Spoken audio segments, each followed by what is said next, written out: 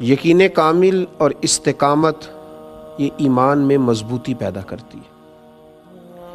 اس دور کا سب سے بڑا آزمائش والا معاملہ یہ ہے کہ لوگوں کے اندر یقین کی بڑی کمی ہوتی چلی جا رہی ہے۔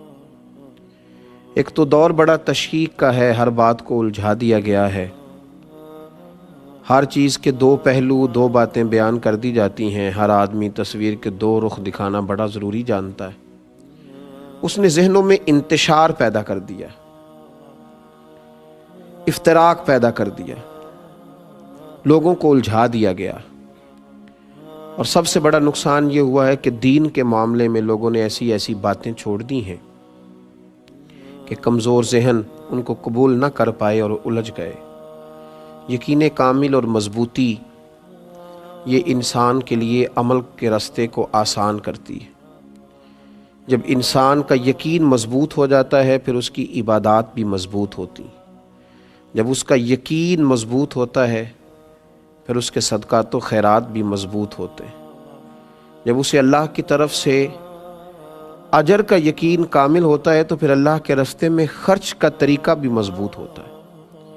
اس لیے نبی کریم صلی اللہ تعالی علیہ وآلہ وسلم نے ارشاد فرمایا، کنز الاموال میں حدیث ہے، فرمایا یقین اس طرح سیکھا کرو جس طرح تم قرآن سیکھتے ہو۔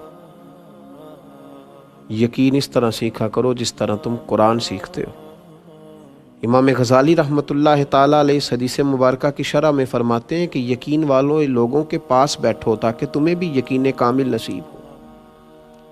ان لوگوں کے پاس نہ بیٹھو جو ڈبل مائنڈڈ رہتے ہیں، ان لوگوں کے پاس نہ بیٹھو جن میں فیصلے کی قوت ہی نہیں ہوتی، جو تمہیں الجھا دیتے ہیں، جو تمہیں کمزور کر دیتے ہیں۔ بہت سارے لوگ ساری زندگی میں کوئی فیصلہ ہی نہیں کر پاتے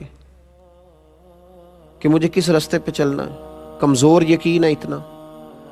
اور ہمیں ویسے بھی اس قدر زیادہ لوگوں سے ملاپ ہوتا ہے کہ لوگ کمزوریاں پیدا کرتے ہیں، جی خود ہی کھانا ہے، جی خود ہی کمانا ہے، جی کہاں سے ملتا ہے، کیسے ملتا ہے۔ اور میاں کمانا خود ہی ہے لیکن دیتا اللہ ہے، کوشش خود ہی کرنی ہے پر نوازتا اللہ ہے۔ یہ یاد رکھنا پڑے گا، اس پر ہمیں توجہ دینا پڑے گا۔ یہ کیا بات ہوئی کمزور باتیں کرنا اور یقین کے اندر کمزوری لانا۔ اقبال نے ایک مثال دی، اقبال کہنے لگے کہ دنیا میں غلام کی زندگی بڑی بدتر ہوتی ہے۔ جو کسی کا غلام ہوتا تھا نا، عرب کے لوگ اپنے غلاموں کو بڑی تکلیف دیتے تھے، ان کا جانور وہ ان کی مرضی کے بغیر دھوپ میں سے کھول کر کے چھاؤں میں باندھ نہیں سکتے تھے، اتنے تکلیف ہوتی تھی کہ تمہیں یہ بھی اگر باندھا نہیں ہے تو پھر بھی مار پڑے گی کہ تمہارے سامنے جانور جو ہے وہ بندھا رہا اور تم نے دھوپ میں سے کھول کے چھاؤں میں باندھا نہیں، اور اگر اس نے باندھ لیا تو پھر بھی مالک مارتا تھا کہ ابھی تم اتنے بڑے ہو گئے ہو کہ پوچھو گے بھی نہیں اور کام کرو گے۔ تو غلام کی زندگی بڑی کمزور، بدتر اور تکلیف والی ہوتی تھی۔ تو اقبال کہنے لگے، سن اے تہذیب حاضر کے گرفتار، غلامی سے بدتر ہے تیری بے یقینی۔ اگر تو بے یقین آدمی ہے نا تو پھر تو اس غلام سے بھی گیا گزرا ہے جس کی زندگی اتنی کمزور ہے کہ اس کی کوئی اپنی مرضی نہیں، اس کے لیے کوئی دستور ہی نہیں۔ یقین کامل والی زندگی ایک حسن ہے۔ نبی پاک صلی اللہ علیہ وسلم کی خدمت میں حضرت عبداللہ بن بصر رضی اللہ تعالیٰ عنہ حاضر ہوئے۔ وہ دور کسی جگہ کے رہنے والے صحابی تھے، حاضر خدمت ہوئے تو عرض کرنے لگے، یا رسول اللہ صلی اللہ علیہ وسلم، میں بڑی دور سے آیا ہوں اور بوڑھا بھی ہوں۔ یا رسول اللہ صلی اللہ علیہ وسلم، نہ جانے دوبارہ لوٹ سکوں کہ نہ لوٹ سکوں، اور حضور ممکن ہے زندگی بھی اتنی وفا کرے نہ کرے، مجھے کوئی ایک ایسی بات بتائیں جس پر میں جم جاؤں تو میری دنیا بھی بن جائے اور آخرت بھی بن جائے، میں اس پر ڈٹ جاؤں تو میری دنیا بھی بنے، یعنی یہاں کی بھی مجھے کامیابیاں ملیں، یہاں بھی اگر میں سوسائٹی میں کوئی مقام لینا چاہوں تو وہ بھی اللہ مجھے عطا کرے، مجھے ایک ہی بات بتائیں۔ نبی پاک صلی اللہ تعالی علیہ وسلم نے ایک ہی بات ارشاد فرمائی، فرمایا جب تو کہے نا اللہ میرا رب ہے، پھر اس پر ڈٹ جا، پھر اس پر ڈٹ جا، کھڑا ہونا سیکھ، سٹینڈ لینا سیکھ، یقین کامل پیدا کر۔ پھر یہ تیری جو کمزوری ہے نا، تیرے ٹوٹتے جملے، تیرے بکھرتے لفظ اور تیرے حروف میں کمی، اور پھر تیرا کمزور لب و لہجہ، تیرا بہت بڑا دعویٰ اور پھر ذرا سا کسی کا فون آنا اور تیرا بکھر جانا، تیری بڑی باتیں پر تیرا انداز وہی کمزوروں جیسا، پھر اس سے نکل، پھر تو کہیں کھڑا ہونا سیکھنا، پھر ذرا کچھ معیار زندگی پیدا کرنا، اگر دنیا میں جینا ہے تو کچھ معیار پیدا کر، پھر ذرا حوصلہ پیدا کر، پھر یقین کی دولت اپنے ہاتھ رکھ، پھر ذرا مضبوطی دکھا۔ ہمارے معاشرے میں ایک مایوسی ہے جو تیزی سے پھیل گئی ہے، مسلمان جی کمزور ہیں جی، ان کا کچھ نہیں بن سکتا، پاکستان میں جی بڑے حالات خراب ہیں، اس کا کچھ نہیں بن سکتا، وہ جی میں غریب آدمی ہوں، غریبوں کے بچے تو بڑے نہیں نہ بن سکتے۔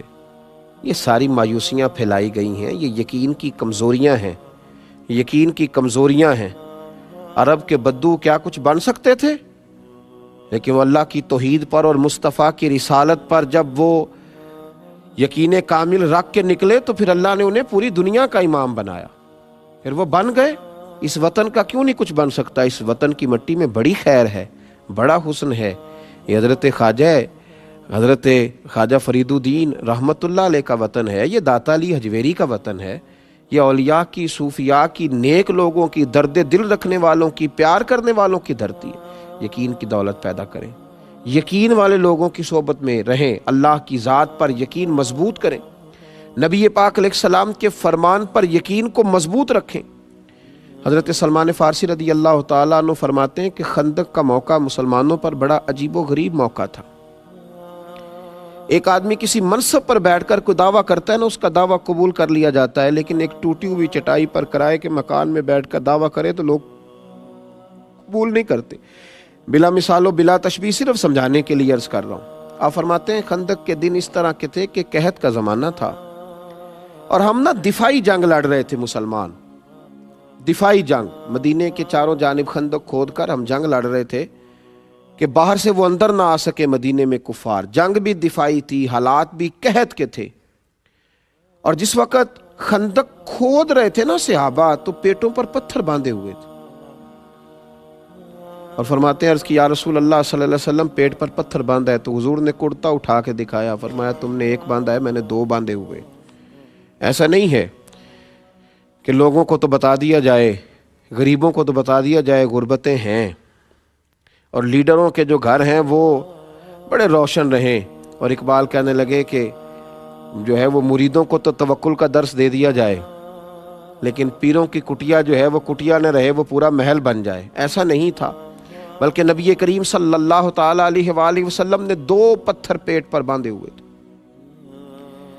تو محبوب کریم صلی اللہ علیہ وسلم سے حضرت سلمان فارسی رضی اللہ تعالیٰ عنہ کہتے ہیں کہ عرض کیا یا رسول اللہ صلی اللہ علیہ وسلم، یہ ایک چٹان آ گئی ہے، خندق کھود رہے تھے تو چٹان کٹ نہیں رہی، دو پتھر پیٹ پر باندھے ہیں، قحط کا زمانہ ہے، اسلام پر غربت ہے۔ فرمایا ہتھوڑا مجھے دو، حضور خود اتر گئے۔ اب میرے محبوب کا یقین کامل دیکھیں، اس وقت قحط ہے، بھوک اتنی ہے کہ دو دو پتھر پیٹوں پہ ہیں، دفاعی جنگ ہو رہی ہے، مدینے میں حالات خراب ہیں، لیکن جب تیری سوچ جواں ہوتی ہے تو پھر عرش کا مالک تجھے رنگ بھی بڑے بڑے ہی عطا کرتا ہے۔ پھر جب تیرے ذہن میں وسعت آتی ہے تو پھر اللہ بھی تجھے اسی طرح نوازتا ہے۔ حضور کا یقین کامل، حضور کے ہاتھ میں وہ جو آلہ تھا نا چٹان توڑنے والا، حضور نے اللہ اکبر کہہ کے مارا چٹان پر، تو کہتے ہیں صحابہ کہ ہم باہر کھڑے تھے تو ہم نے چمکتی ہوئی چیزیں دیکھی، چٹان ٹوٹی، تو حضور نے کیا فرمایا؟ فرمایا اوتیت مفاتح الیمن۔ ابھی مکہ نہیں فتح ہوا، لیکن حضور اللہ اکبر کہہ کے ضرب لگاتے ہیں اور فرماتے ہیں لو بھی اللہ یمن کی کنجیاں بھی ہمیں عطا کر دی، بڑی جلدی یمن بھی ہمارا ہو جائے۔ پھر حضور نے دوسری ضرب لگائی تو یقین کامل دیکھیے، نبی پاک علیہ الصلوۃ والسلام نے فرمایا لو بھائی فارس بھی ہمارا ہو جائے گا۔ تیسری ضرب لگائی تو فرمایا ملک شام بھی اللہ ہمیں ہی عطا کرے گا۔ تو حضور ضربیں لگاتے جاتے، ایک ضرب پر ایک بہت بڑی سلطنت اور ملک کے فتح ہونے کی خوشخبری دیتے، اور صحابہ بڑے باہر کھڑے ہو کے یہ تبصرے نہیں کر رہے تھے کہ یہ کیسے ہو سکتا ہے، بڑی منصوبہ بندی کرنی پڑے گی، کیسے ہوگا۔ ان کا بھی یقین کامل تھا، جب حضور کہتے نا ملے گا، کہتے ہماری روحیں بھی نعرے لگاتی تھیں، اور ہمیں سمجھ لگ رہی تھی کہ بس آ گیا، شام بھی ہمارا ہے، یمن بھی ہمارا ہے۔